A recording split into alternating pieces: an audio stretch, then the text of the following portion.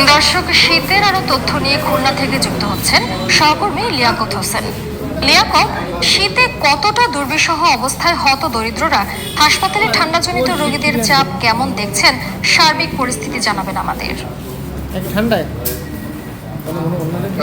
বলেছেন খুলনা শীতের অনেক মধ্য শীতের যে তীব্রতা রয়েছে গত দুদিনে এখন পর্যন্ত সূর্যের দেখা মেলেনি। কুয়াশা রয়েছে, ঘন কুয়াশা, এবং বিশেষ করে নদী এলাকায় রয়েছে বেশি কুয়াশা, যেখানে যানবাহন চলাচল বিঘ্নিত হচ্ছে।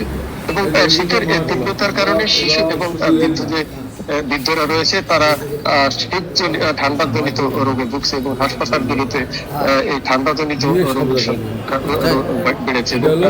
আমি চিকিৎসকদের সাথে কথা বলেছি, তারা জানিয়েছে যে ঠান্ডাজনিত রোগে শিশু এবং বৃদ্ধরা রয়েছে সেখানে রোগীদের, এবং তারা তাদের সঠিক চিকিৎসা দেওয়ার চেষ্টা করছে।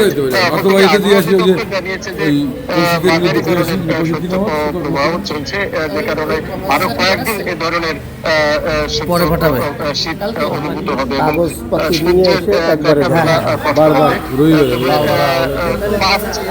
আরো এরকম চলবে বলে আবহাওয়া দপ্তর জানিয়েছে। এছাড়া আমি জেনেছি, খুলনা জেলা প্রশাসকের কাছে থেকে জেনেছি, তিনি জানিয়েছেন যে ছিন্নমূল যে পরিবার রয়েছে তাদের শীতবস্ত্র বিতরণ করছে। তারা এ পর্যন্ত তারা 1,500-এর মতো শীতবস্ত্র বিতরণ করেছেন এবং তাদের এই শীতবস্ত্র বিতরণ অব্যাহত রয়েছে। এছাড়াও স্থানীয় পর্যায়ে অনেক সংগঠন এবং বিভিন্ন রাজনৈতিক দলের নেতৃবৃন্দ তারাও শীতবস্ত্র বিতরণ করেছেন। ফলে এছাড়া যে পরিবার রয়েছে তাদের যে জীবিকায় বাধাগ্রস্ত হচ্ছে বলে তারা জানিয়েছে। ফলে ছিল আমার কাছে শীতের তীব্রতার সবশেষ তথ্য। সালমা। লিয়াকত, আপনাকে ধন্যবাদ।